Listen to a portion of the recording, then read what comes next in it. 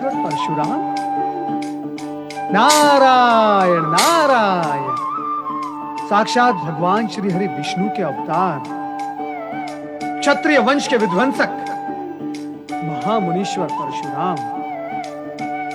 परंतु इस समय इतनी शीघ्रता से कहां चले जा रहे हैं? कहीं क्षत्रियों का पुनर्संहार करने का निश्चय तो नहीं कर लिया? नारद स्वयं चलकर पूछना होगा। नारायण नारायण नारायण।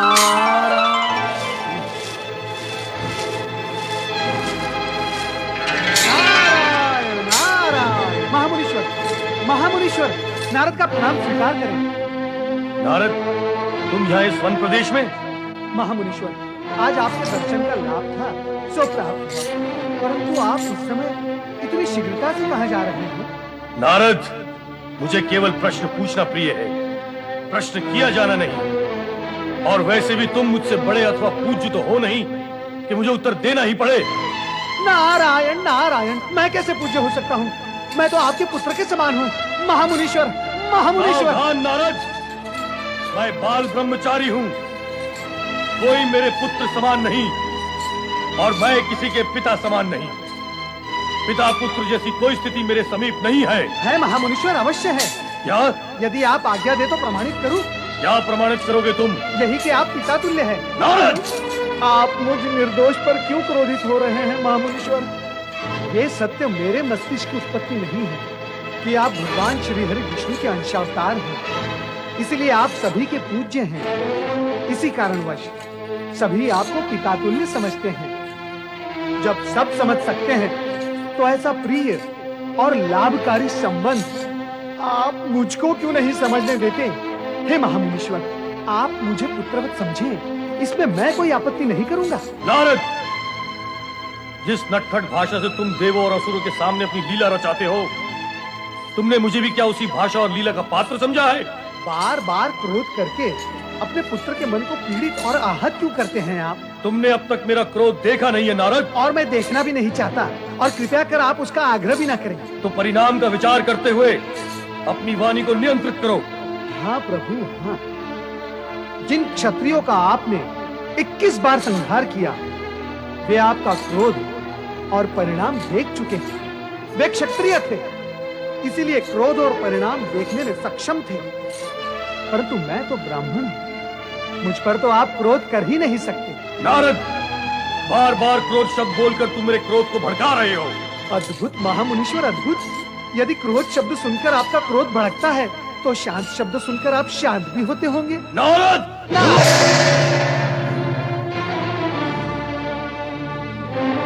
ओम नमः शिवाय। ओम नमः शिवाय। ओम नमः शिवाय। ओम नमः शिवाय। ओम नमः शिवाय। ओम नमः शिवाय। ओम नमः शिवाय। ओम नमः शिवाय। ओम भगवान शिव शंकर की जय, माता पार्वती की जय। शांत रहो, भोलेनाथ का ध्यान भंग ना हो। इनकी समाधि में विघ्न नहीं पड़ना चाहिए। नहीं नहीं माता, हम लोग सब शांत रहेंगे।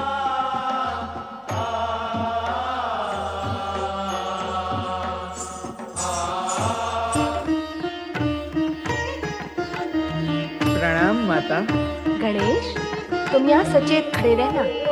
ऐसा क्यों माँ? तुम यहाँ आने वाले किसी भी प्राणी को समाधि स्थल तक न पहुँचने देना। भोलेनाथ की समाधि में कोई बाधा नहीं पड़नी चाहिए। जैसी आपकी आज्ञा माँ। समाधि स्थल तक पहुँचना तो क्या, वहाँ तक किसी की दृष्टि तक को पहुँचने ना दूंगा। आप निश्चिंत रहें।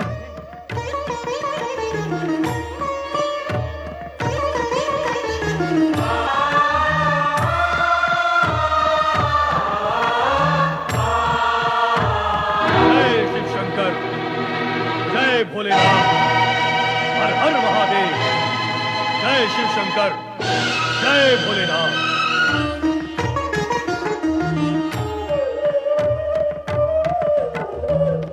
कार्तिकेय भैया अब तक लौटे क्यों नहीं? उन्हें तो आ जाना चाहिए था अब तक। कहकर तो गए कि दक्षिण में अगस्त्य ऋषि के आश्रम तक जाके आता हूँ। शिव भक्ति और धर्म का प्रचार करने में समय तो लगेगा वहां।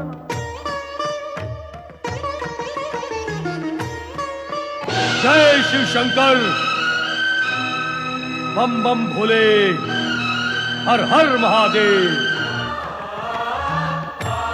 भाइयों में सखा भाव हो तो मन को कितना भाता है, और सखाओं में भी भातृभाव हो तो मन को अच्छा लगता है। हम दोनों में दोनों भाव है।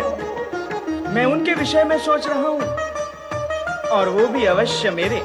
जय शिव शंकर, हर हर महादेव। सावधान, एक चरण भी आगे बढ़ाया तो आप समाधि स्थल की ओर नहीं जा सकते। हे विचित्र प्राणी, मुझे अपने गुरु के पास जाने से रोकने वाला तू है कौन? मुनिवर, आप जहां पधारे हैं वे आपका नहीं मेरा क्षेत्र है, इसलिए आप प्रश्न करने की नहीं केवल उत्तर देने की स्थिति में हैं। प्रश्न मैं करूंगा। बताइए, आप कौन हैं और किस प्रयोजन से यहाँ पधारे हैं? हे विचित्र दुष्ट, तू जानता नहीं मैं कौन हूँ? स्वयं अहंकार पूर्ण होने पर भी अपने को योग्य समझने वाले आप जैसे अहंकारी को जानने की मैं आवश्यकता ही नहीं समझता। अब आपके लिए मुझे जान लेना आवश्यक है। मैं शिव पार्वती का प्रिय पुत्र गणेश हूँ और माता की आज्ञा से यहाँ खड़ा हूँ ताकि समाधि स्थल की ओर कोई न जा सके। असंभव, तू ना नर है ना पशु। ऐसा सामान्य प्राणी शिव पार्वती का पुत्र हो ही नहीं सकता। अपने स्वर और नेत्रों को छोटा करे महाज्ञानी। यदि पिता शिव की समाधि भंग हो गई तो अनर्थ हो जाएगा।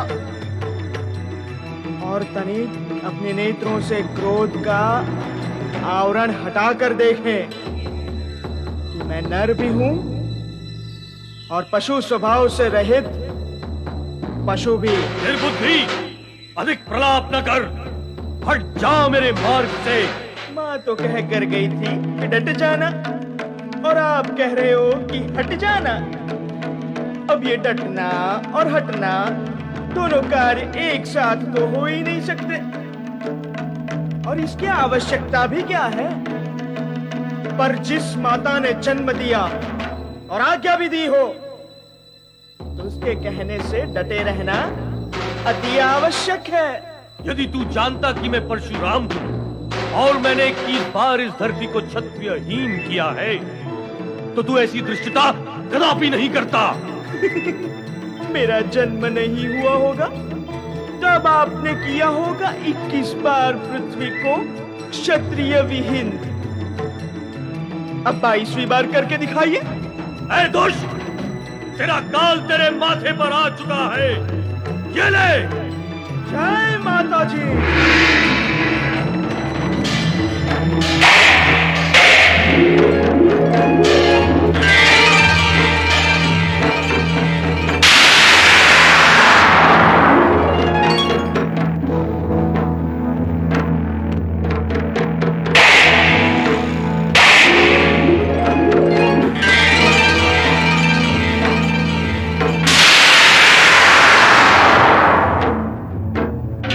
देवर्षि, ये तो अनर्थ हो रहा है, हमें इसे रोकना चाहिए। कौन रोकेगा? युद्ध रुकता तभी है जब उसे आरंभ करने वाला रोके। यहां तो दोनों डटे हुए हैं।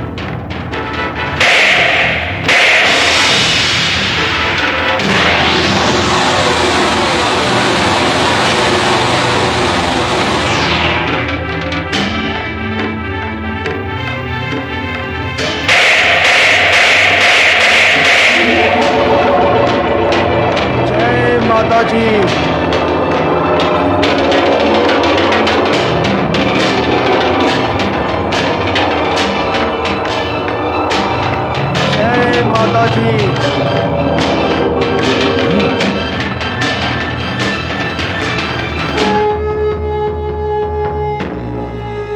जय माता जी।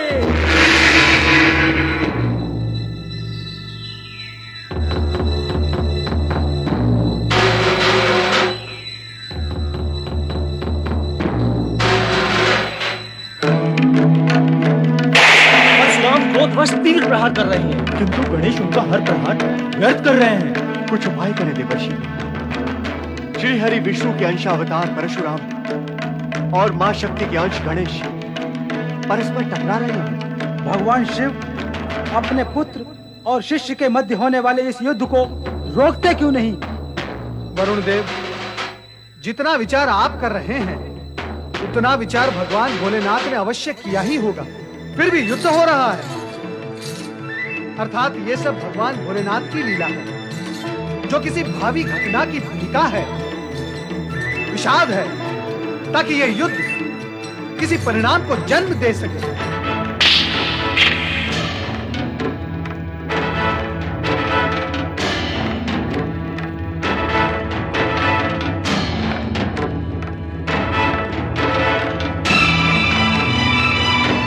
जय माता जी।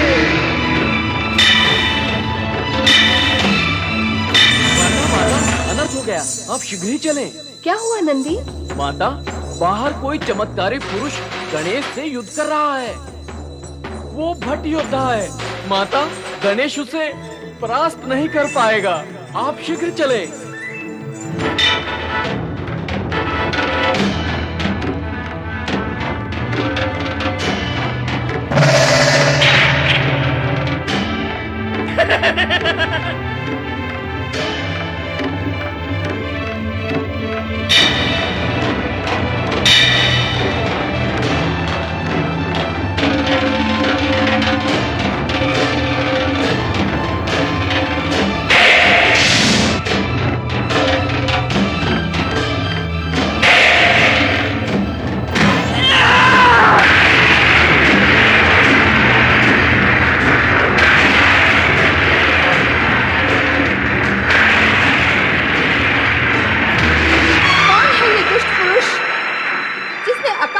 पुत्र पर प्रहार किया।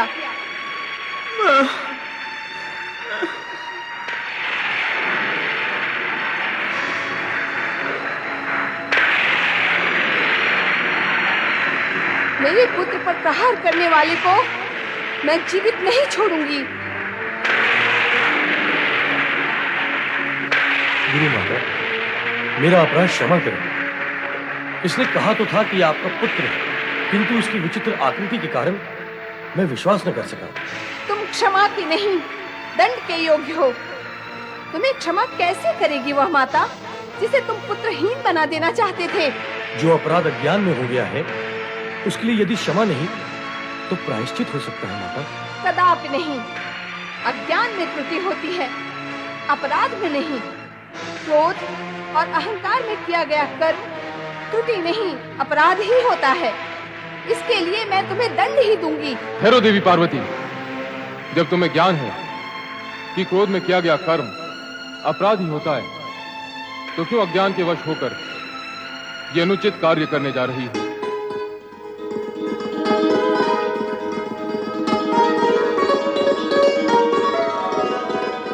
क्षमा भगवान, क्षमा। अपराध हुआ है मुझसे। माता पार्वती दंड की जो व्यवस्था मेरे लिए करेंगी वो नतमस्तक हो स्वीकार करूंगा। मैं तो यहाँ आपके दर्शन करने के लिए आया था, किंतु संयोगवश स्थिति ही पलट गई भगवान। सगुण विद्याधारी इस सत्य को नहीं जानते कि आप श्री हरि विष्णु के अंश और हमारे पूज्य हैं। हुआ तो वही जो होना था, आप तो केवल निमित्त मात्र हैं। गणेश एक दंत होकर पूज्य होंगे। इन्हें एक दंत बनाने का कार्य विधि ने अप्रत्यक्ष रूप से आपको ही सौंपा था। श्री हरि विष्णु के अंशावतार परशुराम के प्रति क्रोध अनुचित और अनावश्यक है देवी। ये सब तो हमारी ही इच्छा और लीला के कारण घटित हुआ। गणेश, अज्ञान में युद्ध हुआ। अब ज्ञान होने पर सम्मान करो पुत्र, प्रणाम करो इन्हें। प्रणाम मुनिवर। अज्ञान में क्या क्या हो जाता है। जो स्नेह का अधिकारी है वो क्रोध का पात्र हो गया। जिसे कंठ से लगाना था उससे युद्ध करना पड़ा। मुझे क्षमा करो गणेश। ऐसा न कहिए, आप तो मेरे पूज्य हैं।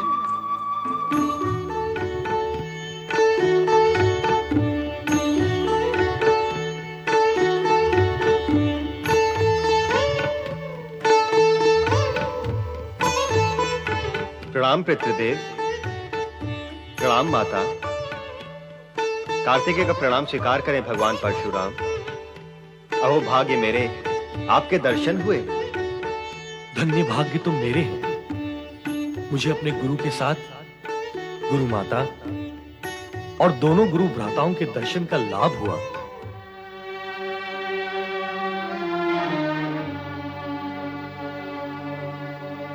आप भगवान विष्णु के अवतार हैं तो हमारे पूज्य हैं, किंतु भोलेनाथ के शिष्य हैं तो हमारे स्नेह के पात्र भी हैं। इससे पूर्व गणेश का दंत तोड़कर मेरे क्रोध के भाजन हुए।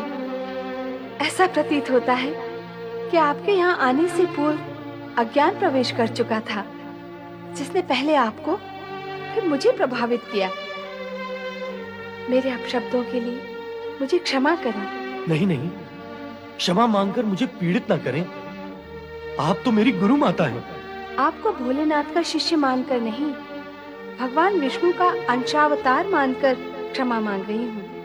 परंतु मैं तो शिष्य रूप में अपने गुरुवर शिव शंकर के दर्शन करने आया था, पर यहाँ आकर इस शिष्य से दो अपराध हुए हैं। एक तो गणेश पर प्रहार किया और दूसरा गुरु माता को मुझसे क्षमा याचना करनी पड़ी। मुझे इस अपकर्म का प्रायश्चित करना होगा। गुरुवर, मुझे आज्ञा दे, मैं महेंद्र पर्वत पर जाकर इस दोष का प्रायश्चित करूंगा।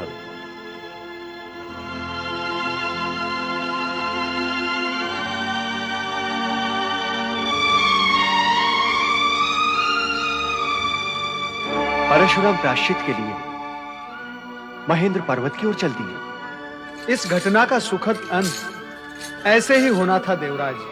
मैंने आपसे पूर्व ही कहा था, ये सब शिव लीला का ही एक भाग है। किंतु देवऋषि, इस शिवलीला का प्रयोजन क्या है? मेघदेव, अभी तक आप प्रयोजन के पड़ाव पर ही ठहरे हुए हो, परिणाम के लक्ष्य तक नहीं पहुंचे।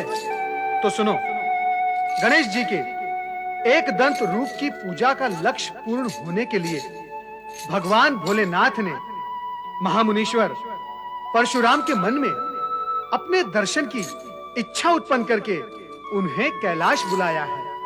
और इस प्रकार अपने परिवार से भगवान विष्णु के अंशावतार परशुराम का परिचय कराएगा। नारायण नारायण। और गणेश एक दंत बने। बड़े भ्राता कार्तिकेय, यदि आप यहाँ होते तो परशुराम के हाथों में एक दंत न बनता। मैं यहाँ होता तो क्या कर लेता? पिता भोलेनाथ थे ना यहाँ। जब वे ही कुछ ना कर सके तो मैं क्या कर लेता? और सच बात तो ये है कि पिताश्री की इच्छा से ही ये सब कुछ हुआ है। वो तुम्हें एक दंत बनाकर अधिक पूज्य बनाना चाहते थे और वो तुम बन गए। गणेश भैया, अब तो कुमार कार्तिकेय भी आ गए। खेल खेले। आओ चलो। तुम्हें अपने पुत्रों के विवाह की तनिक भी चिंता नहीं है। ये आप क्या कह रहे हैं स्वामी? मैंने स्वयं ही तो इस विषय में आपसे चर्चा की थी। अवश्य की थी, किंतु फिर वो चर्चा भूल में समा गई। नहीं, मैं भूली नहीं हूँ। मैं तो इतना जानती हूँ कि आपकी इच्छा के बिना कुछ नहीं होगा। जब तक आप नहीं चाहेंगे, तब तक दोनों पुत्रों के विवाह की चर्चा केवल चर्चा ही रहेगी। भला सोचो, यदि मैं नहीं चाहता और इच्छा न होती तो पुनः इस विषय पर चर्चा क्यों करता? भगवान भोलेनाथ की जय, देवी पार्वती की जय। प्रणाम भोलेनाथ। प्रणाम देवी पार्वती।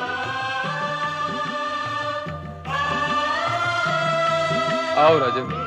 देवर्षि नारद द्वारा प्रेरित होकर स्वार्थवश उपस्थित हुआ हूँ प्रभु। अपना प्रयोजन कहो राजा विश्वरूप। जो सर्वज्ञ हैं उनसे क्या प्रयोजन कहूँ प्रभु। मेरी ये दो पुत्रियां बुद्धि और सिद्धि, मैं इनके दायित्व से मुक्त होना चाहता हूँ। किन्हें सौंपना चाहते हैं इनका दायित्व?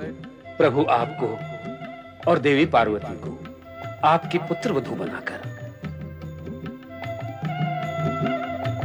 अपना निर्णय प्रकट करो देवी।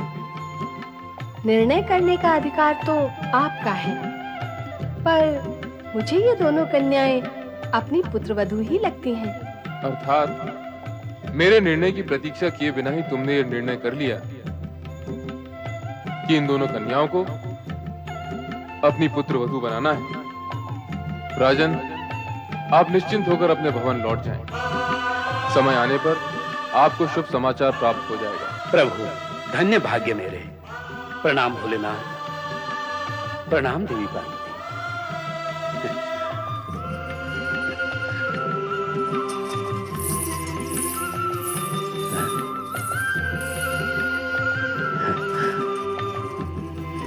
प्रणाम प्रणाम।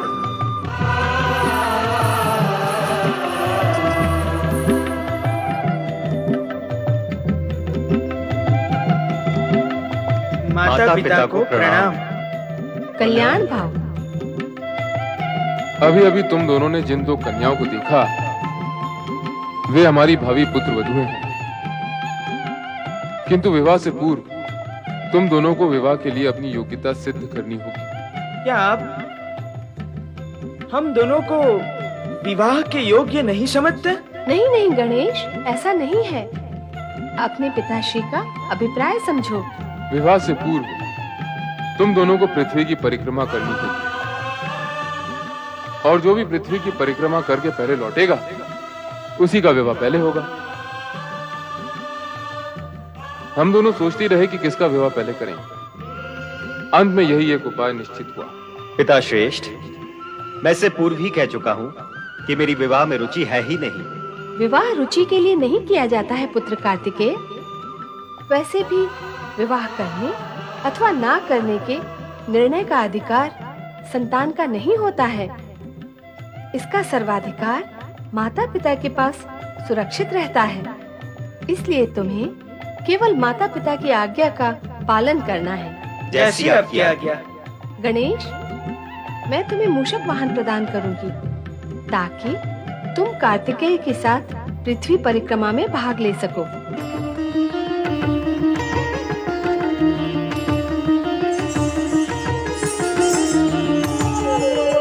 गणेश भैया, आपका ये वाहन मूषक कार्तिकेय भैया के वाहन मयूर से परिक्रमा की दौड़ में आगे नहीं जा सकेगा। तो उत्तम यही होगा कि आप स्पर्धा में भाग ही ना लें और पराजय स्वीकार कर लें।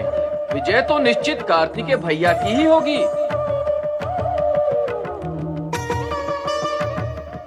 प्रणाम बड़े भ्राता। मैं तो स्वयं इस स्पर्धा से विलक होने का विचार कर रहा हूँ। हानि तो इतनी होगी कि मेरा विवाह बड़े भ्राता कार्तिकेय के विवाह के पश्चात होगा। तो अब दूल्हा कहाँ है? माता पिता की आज्ञा से बंधा हुआ हूँ, इसलिए परिक्रमा की प्रतिस्पर्धा करना मेरी विवशता है। बड़े भ्राता, शुभ मुहूर्त आ पहुंचा है। परिक्रमा का समय हो गया है। अब हमें पृथ्वी की परिक्रमा आरंभ कर देनी चाहिए। हाँ, अब अकारण विलंब क्यों हो? तो गणेश, पृथ्वी परिक्रमा आरंभ करने से पूर्व हमें अपने माता पिता से आशीर्वाद प्राप्त कर लेना चाहिए। हाँ बड़े भ्राता, माता पिता के आशीर्वाद के बिना आरंभ किए गए सभी कार्यों का अंत दुखद ही होता है। इसलिए माता पिता का आशीर्वाद तो हमें लेना ही होगा। आओ।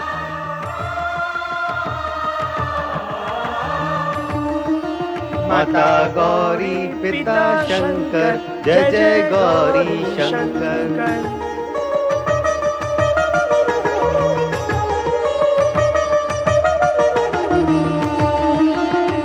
क्या ये मूषक राज मुझे प्रतिस्पर्धा में विजय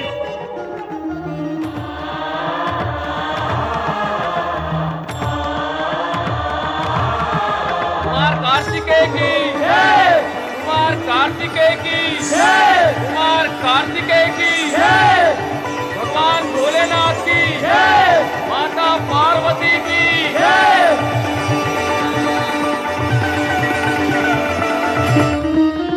क्या हुआ गणेश भैया? नंदी भैया, क्या मेरा ये मूषक मुझे पृथ्वी की परिक्रमा करा सकेगा? यदि आपके भाग्य में लिखा है तो संभव है कि आप कार्तिकेय भैया से आगे निकल जाएंगे।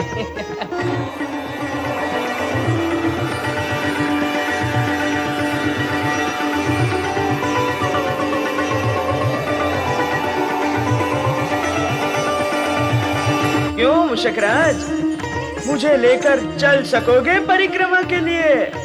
गणेश भैया, इससे ये पूछिए कि कुमार कार्तिकेय के वाहन मयूर से आगे निकल सकेगा अथवा नहीं। जब चलना ही नहीं हो सकेगा तो आगे कैसे निकल सकेगा? ये तो असंभव ही है। पर भैया, स्पर्धा आरंभ हो चुकी है, कुमार कार्तिकेय जा चुके हैं और आप अभी तक यही हैं। और अधिक विलंब हुआ तो आप स्पर्धा हार जाएंगे। नहीं नंदी भैया, नहीं, विजयी तो मैं ही रहूंगा। नारायण नारायण, बधाई हो कुमार कार्तिकेय, बधाई हो। ओ देव ऋषि नारद, बधाई किस लिए देव ऋषि? पृथ्वी परिक्रमा की प्रतिस्पर्धा में विजयी होने की बधाई। अभी जय पराजय का निर्णय कहाँ हुआ है? स्पर्धा तो चली रही है। नारायण नारायण, प्रत्यक्ष न सही परंतु परोक्ष रूप से निर्णय हो चुका है कुमार। और भला गणेश जी, उस मूषक पर सवार होकर आपसे आगे बोलो किस प्रकार जा पाएंगे? कहाँ उस मूषक की मंद गति और कहाँ आपके इस मयूर की पवन गति। भारी भरकम शरीर वाले लंबोदर गणेश जी को भला वो मूषक कब तक और कहां तक ले जाएगा? नारायण नारायण, आप तो विजयी हो ही गए कुमार। पर मैं ऐसा नहीं मानता देव ऋषि। अप्रिय सत्य को मानने में तनिक विलंब तो लगता ही है कुमार। आपको गणेश जी के प्रति अत्यधिक स्नेह है। अपनी विजय और उनकी पराजय ये आपको प्रिय नहीं है, परंतु परिक्रमा में आपकी विजय ये पूर्व निश्चित सत्य है। नारायण नारायण। सत्य तो ये भी है देव ऋषि कि ना मुझे विजय की इच्छा है, ना विवाह करने की। मैं तो अपने माता पिता की आज्ञावश इस स्पर्धा से जुड़ गया हूँ। आप माता पिता की आज्ञा का सम्मान भी करते हैं और विवाह ना करके बाल ब्रह्मचारी भी रहना चाहते हैं। ये दोनों कार्य एक साथ? नारायण नारायण, आप कैसे कर पाएंगे कुमार? आप ही मेरा मार्गदर्शन करें देव ऋषि कि मैं ये दोनों कार्य दुविधा रहित होकर कैसे पूर्ण करूं। फिर तो एक ही मार्ग है। कृपया कहें, क्या मार्ग है?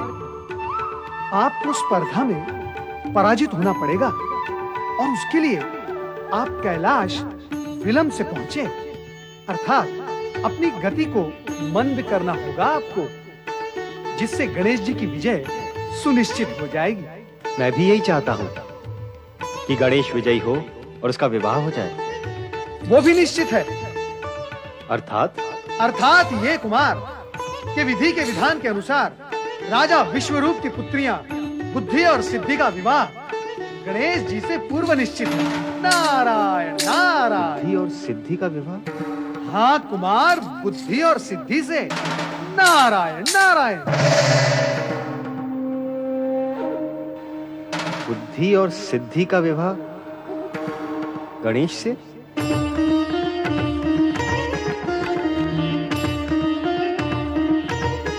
गणेश भैया, आपने ये नहीं बताया कि आप विजयी कैसे होंगे?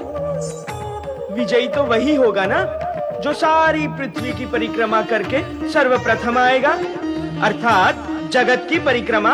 हाँ, तय तो यही हुआ था। जो तय हुआ था उस तथ्य को सत्य में पारिवार्तिक करने के लिए मुझे एकांत में विचार करने दे नंदी भैया। यही मेरी आपसे प्रार्थना है। आप जाइए।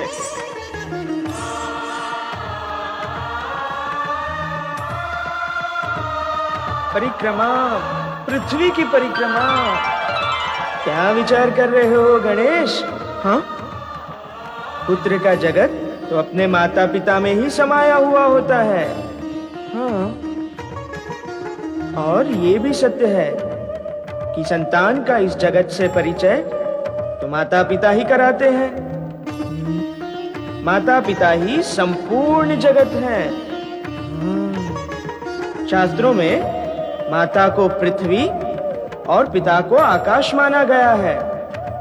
और वैसे भी गणेश, पृथ्वी की परिक्रमा करना तुम्हारे वश में नहीं है। हाँ, इसीलिए प्रायश्चित रूप में अपने माता पिता की परिक्रमा कर लेना ही तुम्हारे लिए उचित होगा।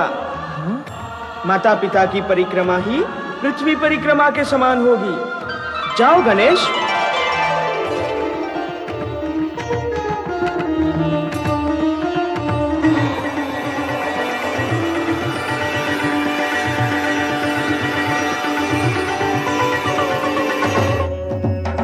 कुमार गणेश की जय। गणेश भैया, आप तो विजयी होकर लौटे हैं, फिर आपके मुख पर ये विषाद क्यों है? नहीं नंदी भैया, मैं विजयी होकर नहीं लौटा हूँ। मेरी जय जयकार मत कीजिए। माता पार्वती कहाँ है? वह अपने कक्ष में होंगी। तो उन्हें जाकर कहिए कि उनका पुत्र गणेश तुरंत ही उनके दर्शन का अभिलाषी है। वे शीघ्र यहाँ पधारे। अच्छा गणेश भैया, मैं जाता हूँ। हे प्रभु, अब आपकी लीला मेरी समझ में आने लगी है। अब तो मुझे वही करना होगा जो आप चाहते हैं, और इसके अतिरिक्त अन्य कोई उपाय भी नहीं है। मैं जो कुछ भी कर रहा हूँ उसके लिए सर्वथा दोषी मैं नहीं हूँ। जो कुछ भी हो रहा है आपकी इच्छा और लीला के कारण ही हो रहा है। गणेश, तुम पृथ्वी की परिक्रमा करके इतनी शीघ्र लौट आए? पृथ्वी की परिक्रमा करना मेरे वश में नहीं है माते।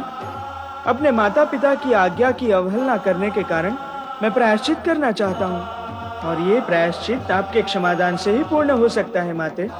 कृपया कर आप पिताश्री के पास स्थान ग्रहण कर लें।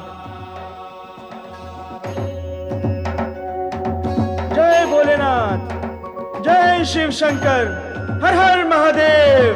जय भोलेनाथ, जय शिव शंकर, हर हर महादेव।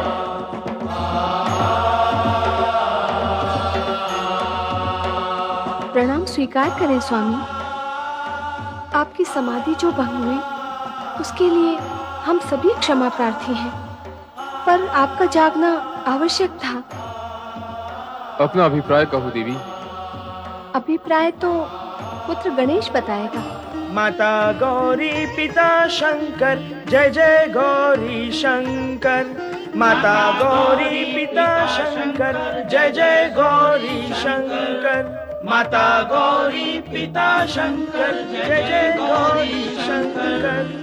माता गौरी पिता शंकर, जय जय गौरी शंकर। माता गौरी पिता शंकर, जय जय गौरी शंकर। माता गौरी पिता शंकर, जय जय गौरी शंकर। माता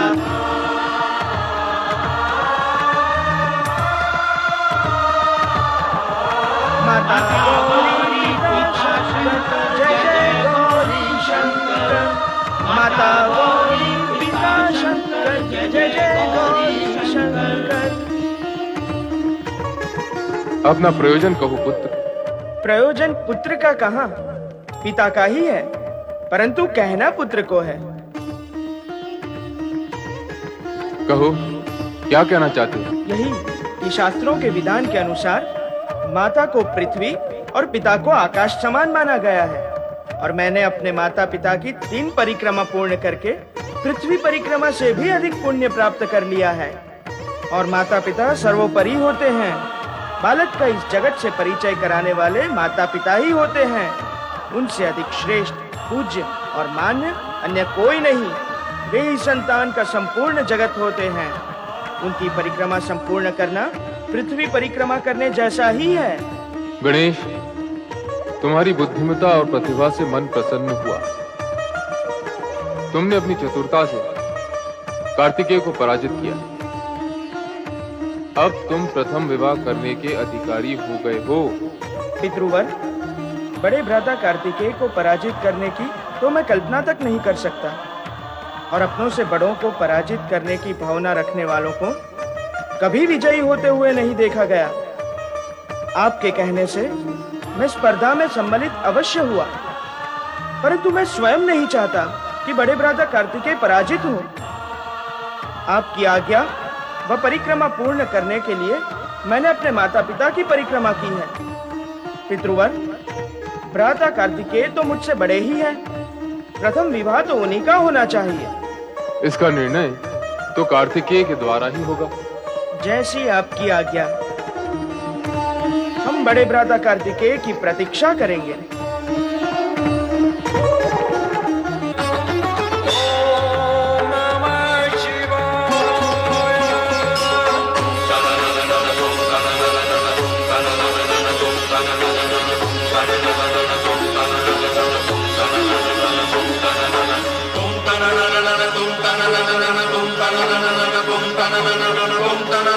tum